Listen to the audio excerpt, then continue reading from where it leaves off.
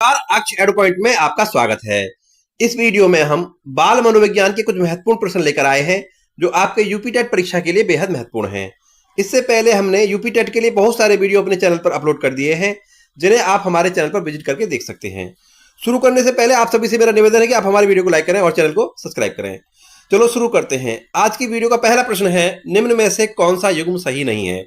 अब देखिए, इसमें कुछ सिद्धांत दिए हुए हैं और उनके नाम दिए हुए हैं मनोवैज्ञानिकों के। ठीक है, तो एक इसमें से गलत है, बाकी तीन सही हैं। तो आपको गलत वाला बताना है। तो सीखने का उद्दीपक अनुक्रिया सिद्धांत दिया है थॉर्नडाइक ने, ये सही है। सीखने का क्रिया प्रसूत अनुबंध सिद्धांत B.F. स्किनर ने दिया, ये भी सही है। सीखने का क्लासिकल सिद्धांत पावलोव ने दिया, ये भी ठीक है। सीखने का समग्र सिद्धांत ये हल ने दिया, ये गलत है, ये दिया था रुडोल्फ स्टीनर ने।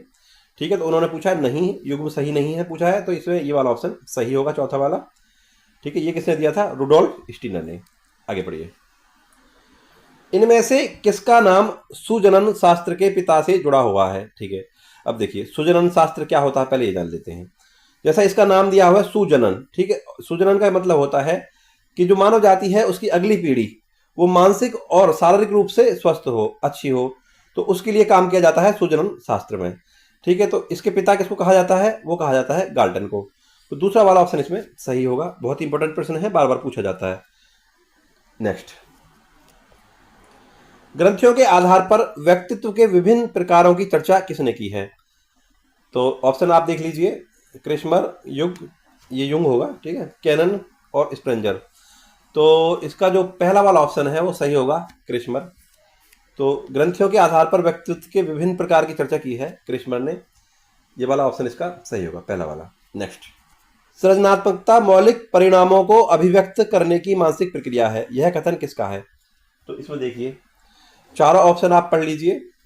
तो इसमें जो सही होगा वो चौथा ऑप्शन सही होगा, क्रो एंड क्रो का। ठीक है, ये वाला जो कथन है वो क्रो एंड क्रो का है। देखिए जितने भी कथन है वो आपको 2-3 बार आप देखोगे तो आपको याद होने शुरू हो जाएंगे।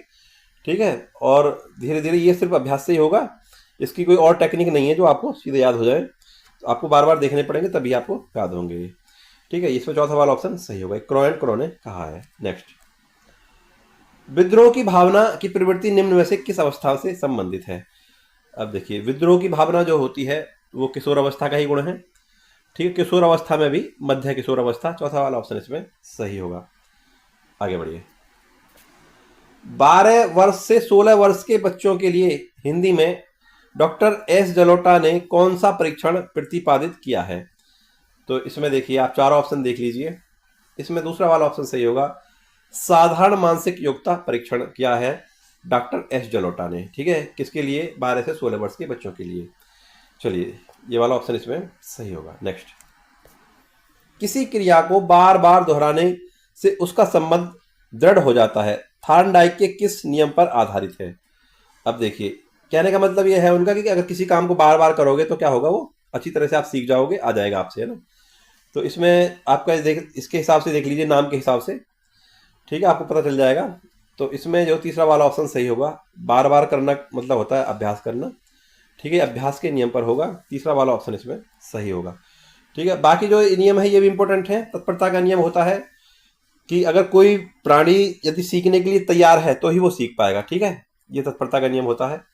प्रभाव का नियम ये होता है कि कोई भी प्राणी उस काम को बार बार करता है जिसमें उसको पुरस्कार मिलता है, दंड वाले कार्य को बार बार नहीं करता है, यह करता नहीं है। ठीक है, और तीसरा अभ्यास का नियम मैंने आपको बता दिया, तीसरा वाला ऑप्शन इसमें सही होगा। आगे बढ़िए। एक बालक ने एक बिल्ली को डंडे से मारकर भगा दिया। अब जब भी बिल्ली बालक को देखती है वह तुरंत भाग जाती है। बिल्ली की यह सीखने की क्रिया किस प्रकार की है? अब देखिए, तो इसमें आप देख लीजिए, चार ऑप्शन से आपको पता चल जाएगा। अनुकरण प्रवृत्ति पर द्वारा सीखना ये नहीं होगा, क्योंकि अनुकरण प्रवृत्ति होती है देख कर सीखना, नकल करके सीखना। तीसरा वाला जो ऑप्शन है सूझ द्वारा सीखना, ये भी नहीं है, सूझ का सिद्धांत दिया था कॉलर ने। ठीक है, तो उसमें क्या था कि एक चिंपैंजी था और चिंपैंजी से कुछ दूरी पर केले रख दिए थे, तो चिंपैंजी ने अपनी सूझबूझ का प्रयोग करके केले को प्राप्त किया था। ठीक है, तो ये उससे संबंधित नहीं है, अलग है। प्रयास एवं त्रुटि द्वारा सीखना ये भी नहीं होगा। इसका मतलब ये होता है कि आप कोई भी कार्य कर रहे हो नया, तो बार बार प्रयास करोगे, फिर आपसे गलती होगी, फिर प्रयास करोगे, फिर गलती होगी, फिर प्रयास करोगे, फिर गलती होगी, तो इस तरह से एक बार आप कार्य को सही कर दोगे। ठीक है, तो ये मतलब प्रयास करने में आपसे त्रुटि होगी, ये होता है प्रयास एवं त्रुटि द्वारा सीखना, इस नियम के अनुसार ये होता है। ठीक है, तो इसमें जो दूसरा वाला ऑप्शन है वही सही होगा, संबद्ध सहज क्रिया द्वारा सीखना, ये वाला ऑप्शन इसका सही होगा। आगे बढ़िए। मनोविज्ञान की दृष्टि से सीखने का अर्थ है। अब देखिए 4 ऑप्शन आप पढ़ लीजिए, ठीक है। तो इसमें जो मैं आपको सीधा सीधा उत्तर बता देता हूँ, तीसरा वाला ऑप्शन सही होगा, व्यवहार में वांछित परिवर्तन आना ही सीखना होता है, ठीक है, ये सही होगा तीसरा वाला ऑप्शन इसका। नेक्स्ट, अंतर्भूत अभिप्रेरणा का आशय है कि बालक, देखिए अंतर्भूत अभिप्रेरणा का मतलब है कि अंदर से ही वो प्रेरित हो, ठीक है। तो क्या होगा आशय देख लीजिए आप। तो इसमें पुरस्कार पाने की इच्छा से कठिन परिश्रम करता है, ये नहीं है। दंड से बचने के लिए नित्य पाठशाला आता है, अध्यापक के डर से गृह कार्य पूरा करता है। तो चौथा वाला ऑप्शन सही होगा, इसमें ज्ञान की वृद्धि के लिए लगन से पढ़ाई करता है। अगर कोई बच्चा ज्ञान की वृद्धि के लिए पढ़ाई कर रहा है तो वो अंतर्भूत अभिप्रेरित है, ठीक है। तो ये अंतर्भूत अभिप्रेरणा का उदाहरण होगा। कौन सा वाला? चौथा वाला, ठीक है। तो इसमें चौथा ऑप्शन सही होगा। आगे बढ़िए। अगला प्रश्न है, अधिगम का प्रयत्न और भूल विधि के सिद्धांत का प्रयोग निम्नलिखित में से किसने सबसे पहले किया था? तो देखिए, अधिगम का प्रयत्न और भूल विधि के सिद्धांत का प्रयोग सबसे पहले किया था थार्नडाइक ने। किस पे किया था? ये बिल्ली पे। प्रयत्न और भूल विधि क्या होती है? अगर हमें कोई नया काम करना है तो हम प्रयत्न करेंगे, फिर हमसे गलती होगी, फिर प्रयत्न करेंगे, फिर गलती होगी, फिर प्रयत्न करेंगे, फिर गलती होगी, और एक बार उस काम को हम सही कर देंगे, ठीक है। इसी को कहते हैं प्रयत्न और भूल विधि का सिद्धांत। किसने किया था सबसे पहले इस पर प्रयोग? थार्नडाइक ने किया था, बिल्ली पर किया था, ठीक है। आगे बढ़िए। अगला प्रश्न है, निम्नलिखित में से कौन सी अच्छे प्रश्नों की विशेषता नहीं है? चारों आप ऑप्शन देख लीजिए। तो अच्छे प्रश्न की जो विशेषता है वो प्रश्नों का स्पष्ट होना, ये होना चाहिए अच्छे प्रश्न के लिए। तीसरे नंबर पर है प्रश्नों का विशिष्ट होना, ये भी ठीक है। प्रश्नों का 100 उद्देश्य होना, यानी कि एक अच्छा उद्देश्य होना, ठीक है, ये भी होना चाहिए। प्रश्नों की निश्चितता नहीं होना, ये एक अच्छे प्रश्न की पहचान नहीं है, ठीक है। तो ये वाला ऑप्शन यहाँ पर सही होगा। आगे बढ़े। मानसिक स्वास्थ्य विज्ञान का उद्देश्य है। तो देखिए सारे ऑप्शन देख लीजिए आप। मानसिक स्वास्थ्य विज्ञान का उद्देश्य होगा मानसिक स्वास्थ्य की रक्षा, मानसिक रोगों का इलाज, आत्मविश्वास को बढ़ाना, ये सभी। चौथा वाला ऑप्शन इसमें सही होगा। नेक्स्ट, निम्न में से कौन सा अनुशासनहीनता का सामाजिक आर्थिक कारण नहीं है? देखिए पहला वाला ऑप्शन है बिखरे घर। यदि किसी घर में लड़ाई झगड़े रहते हैं, बिखरा हुआ घर है, तो वहाँ पर अनुशासनहीनता का कारण बन सकता है, ठीक है। ये पहला वाला ऑप्शन इसमें होगा, अनुशासनहीनता का कारण, ठीक है। दूसरा है निम्न आर्थिक स्थिति। यदि परिवार में गरीबी है, आर्थिक तंगी से जूझ रहे हैं, तो ठीक है, ये भी एक कारण हो सकता है अनुशासनहीनता का। चौथा नंबर है पास पड़ोस का व्यवहार। अगर आसपास के लोग सही नहीं हैं, उनका व्यवहार अच्छा नहीं है, तो उसका फर्क भी बच्चों पर पड़ेगा, तो वो भी अनुशासनहीनता का कारण हो सकता है। तीसरा वाला जो ऑप्शन है इसमें अयोग्य शिक्षक, ये कोई ज़रूरी नहीं है कि अयोग्य शिक्षक अनुशासनहीनता का कारण बने, ये ज़रूरी नहीं है, ठीक है। तीसरा वाला ऑप्शन इसमें सही होगा। आगे बढ़ें। बुद्धि का त्रिस्तरीय मॉडल प्रस्तुत किया। तो बुद्धि का त्रिस्तरीय मॉडल प्रस्तुत किया था, आप ऑप्शन देख लीजिए इसमें। चौथा वाला जो ऑप्शन है वो सही होगा, कैरोल द्वारा। आगे बढ़ें।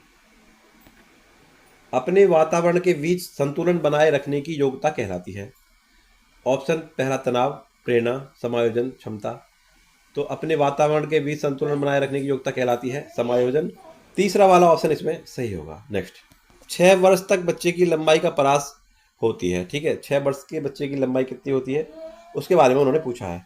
तो इसमें देख लीजिए पहला वाला जो ऑप्शन है वो सही होगा, 44.5 से 48.5 इंच, ये पॉइंट है बीच में जो कॉमा लगा हुआ है, ठीक है, आप पॉइंट देखें, पहला वाला ऑप्शन इसमें सही होगा। नेक्स्ट, TAT का संबंध है। TAT यानी टैटू बोलते हैं इसको, और इसको हिंदी में बोलते हैं प्रासंगिक अंतर्बोध परीक्षण। ये किसने दिया था? मॉर्गन और मरे ने दिया था। क्या होता है इसमें? इसमें किसी व्यक्ति को कुछ अस्पष्ट तस्वीरें दिखाई जाती हैं जिससे उससे कहानी बनाने के लिए कहा जाता है, और वो कहानी बना के सुनाता है जिससे उसके व्यक्तित्व का पता चलता है, ठीक है। व्यक्तित्व परीक्षण से संबंध है इसका। दूसरा वाला ऑप्शन इसमें सही होगा। आगे बढ़े। नवीनतम शोधों से यह स्पष्ट हुआ है कि संज्ञानात्मक विकास में बच्चों के खाली स्थान का सिद्धांत तथा खाली स्थान उपागम की अहम भूमिका है। तो देखिए इसमें 2 खाली स्थान हैं और नीचे ऑप्शन में 2-2 शब्द दिए हुए हैं। तो अब देख लीजिए आप इसमें आपका दूसरा वाला ऑप्शन सही होगा, बच्चों के मन का सिद्धांत तथा सूचना संसाधन उपागम की अहम भूमिका है। दूसरा वाला ऑप्शन इसमें सही होगा। नेक्स्ट, फ्राइड ने विकसित किया। देखिए फ्राइड ने जो विकसित किया, आप 4 ऑप्शन देख लीजिए। तो फ्राइड ने सीखने के नियम नहीं दिए, ठीक है, पहला वाला गलत होगा। और भूल और प्रयास का नियम ये थार्नडाइक ने दिया। और अध्यात्मवाद ये भी नहीं है। दूसरा वाला ऑप्शन इसमें सही होगा, मनोविश्लेषणवाद, ठीक है, फ्राइड ने मनोविश्लेषणवाद विकसित किया। दूसरा वाला ऑप्शन यहाँ पर सही होगा। नेक्स्ट, बालकों की शैक्षिक उपलब्धि को निम्न में से कौन सा अशैक्षिक कारक सर्वाधिक प्रभावित करता है? अब देखिए चारों ऑप्शन आप देख लीजिए। तो इसमें जो है पहला वाला जो ऑप्शन है, बालक की प्रेरणाएं, ये सबसे ज्यादा प्रभावित करेंगी। क्यों? अगर बालक अंदर से ही प्रेरित है कि मुझे कुछ बनना है, मुझे कुछ करना है, मुझे पढ़ना है, तो वो क्या होगा, वो पढ़ जाएगा और कुछ बन जाएगा। ठीक है, तो पहला वाला ऑप्शन इसमें सही होगा, बच्चे की प्रेरणाएं, पहला वाला ऑप्शन यहाँ पर सही होगा। नेक्स्ट, निम्न में से कौन सा विकास का सिद्धांत नहीं है? अब देखिए इसमें 4 सिद्धांत दिए हुए हैं, तो उन्होंने पूछा विकास का सिद्धांत कौन सा नहीं है।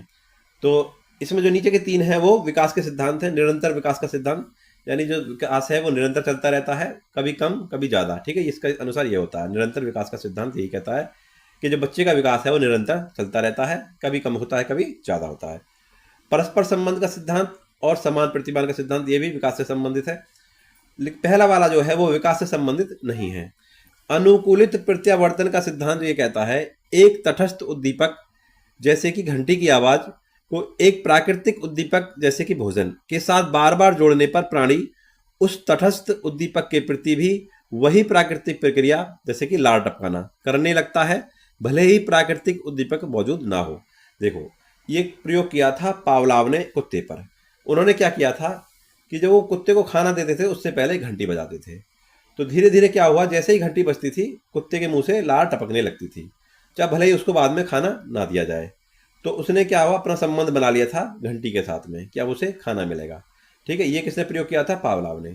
और इसी को क्या कहते हैं? अनुकूलित प्रत्यावर्तन का सिद्धांत। पहला वाला ऑप्शन इसमें सही होगा, यह विकास से संबंधित नहीं है। नेक्स्ट, विकास के परिणाम स्वरूप नवीन विशेषताएं और नवीन योग्यताएं प्रकट होती हैं, यह कथन किसने दिया? फिर से एक परिभाषा आ गई है। ठीक है, तो 4 ऑप्शन दिए हुए हैं, तो यह कथन दिया था गैसेल ने। पहला वाला ऑप्शन यहाँ पर सही होगा। नेक्स्ट, मूल प्रवृत्तियों को 14 प्रकार से किसने वर्गीकृत किया है? तो देखिए मूल प्रवृत्तियों को 14 प्रकार से वर्गीकृत किया है मैकडूगल ने। यहाँ पर जो तीसरे नंबर पर लिखा हुआ है मैकडूगल, ये वाला ऑप्शन सही होगा, बार बार पूछा जाता है, इंपॉर्टेंट प्रश्न है। नेक्स्ट, किसी दूसरी वस्तु की अपेक्षा एक वस्तु पर चेतन का केंद्रीकरण अवधान है। अब देखिए किसी दूसरी वस्तु की अपेक्षा एक पर ही फोकस करना क्या क्या कहलाता है? अवधान। अवधान मतलब ध्यान। ठीक है, ये किसने कहा है? तो इसमें आपका दूसरा वाला ऑप्शन सही होगा, रॉस का कथन है, रॉस ने कहा है। नेक्स्ट, निम्न में से कौन सा सीखने के मुख्य नियमों में शामिल नहीं है? अब देखिए ये चारों जो नियम दिए हुए हैं ये चारों ही अधिगम के नियम हैं। अधिगम मतलब सीखना, लेकिन इनमें से 3 प्रमुख नियम है, मुख्य नियमों में से हैं, और एक गौड़ है। ठीक है, तो अब बताना है हमें कि प्रमुख नहीं है, जो मुख्य नहीं है वो बताना है। तो इसमें जो बहु अनुक्रिया का नियम है ये सीखने के मुख्य नियम में से नहीं है, ये थार्नडाइक के अधिगम नियम में से है। ठीक है, तो ये वाला ऑप्शन इसमें सही होगा, ये मुख्य नियम में से नहीं है, बाकी तीनों जो है सीखने के मुख्य नियम में शामिल है। नेक्स्ट, बुद्धि के द्विकारक सिद्धांत का प्रतिपादन किसने किया? तो बुद्धि के द्विकारक सिद्धांत का प्रतिपादन किया है, आप 4 ऑप्शन इसमें देख लीजिए, बहुत इंपॉर्टेंट प्रश्न है। तो इसमें आपका दूसरा वाला जो ऑप्शन है वो सही होगा, स्पेयरमैन। इन्होंने 2 प्रकार की बुद्धि बताई है, कौन कौन सी? सामान्य बुद्धि और विशिष्ट बुद्धि। किसने? स्पेयरमैन ने। ठीक है, नेक्स्ट आगे बढ़िए। पियाजे मुख्य रूप से किसके अध्ययन के लिए जाने जाते हैं? तो पियाजे जाने जाते हैं संज्ञानात्मक विकास के लिए। तो इसमें दूसरा वाला ऑप्शन सही होगा। इसमें ऑप्शन में थोड़ा नंबरिंग में इधर उधर हो गया है, इससे कोई प्रॉब्लम नहीं है। ठीक है, इसको आप देख लेना, इसमें संज्ञानात्मक विकास सही होगा, जो दूसरे नंबर पर लिखा हुआ ऑप्शन ये वाला। नेक्स्ट, जब मानव शरीर के एक भाग को दिए गए प्रशिक्षण का अंतरण दूसरे भाग में हो जाता है तो उसे कहते हैं। ठीक है, अब देखिए मान लीजिए आपके एक हाथ को कोई ट्रेनिंग दी गई है, दाएं हाथ को, और आपका बाएं हाथ भी उसी चीज को सीख जाए तो इसको बोलेंगे द्विपार्श्विक अंतरण। यहाँ पर तीसरा वाला ऑप्शन सही होगा। ठीक है, अगर एक भाग को प्रशिक्षण मिले और दूसरा सीख जाए या दूसरे में उसका अंतरण हो जाए, ठीक है, तो क्या बोलेंगे इसको? द्विपार्श्विक अंतरण। अब इसमें जो पहला ऑप्शन है ऊर्ध्व अंतरण, ये पिछली वीडियो में आया था, ठीक है। इसमें क्या है, ऊर्ध्व अंतरण क्या होता है, अगर कोई ज्ञान उससे उच्च स्तर में प्रयोग हो जाए तो उसे बोलते हैं ऊर्ध्व अंतरण। जैसे अगर आपको साइकिल चलानी आती है और साइकिल का प्रयोग, जो आपका ज्ञान है साइकिल चलाने का, उसका प्रयोग आप मोटरसाइकिल चलाने में कर रहे हो, मोटरसाइकिल सीखने में कर रहे हो, तो क्या होगा, उसे बोलेंगे ऊर्ध्व अंतरण। जैसे साइकिल चलाना निचला स्तर हुआ और मोटरसाइकिल चलाना सीखना हुआ उससे ऊपर का स्तर, तो ये क्या होगा, ऊर्ध्व अंतरण। यानी कि साइकिल चलाने का ज्ञान मोटरसाइकिल सीखने में प्रयोग किया जाए तो उसे ऊर्ध्व अंतरण बोलेंगे। नेक्स्ट, दिए हुए प्राप्तांकों के समूह में प्राप्तांक बहुधा सबसे अधिक बार आता है उसे कहते हैं। अब देखिए, आप बच्चों के प्राप्तांकों को अगर लिखें, कोई संख्या अगर या प्राप्तांक बार बार आ रहा है, ठीक है, एक से अधिक बार आ रहा, उसको बोलेंगे बहुलांक। क्या बोलेंगे उसको, बहुलांक। पहला वाला ऑप्शन इसमें सही होगा। तो ये थी आज की क्लास आपको कैसी लगी इसके बारे में आप हमें कमेंट बॉक्स में जरूर बताएं। वीडियो अगर अच्छी लगी तो वीडियो को लाइक करें, चैनल को सब्सक्राइब करें। मिलते हैं अगली वीडियो में, तब तक के लिए नमस्कार।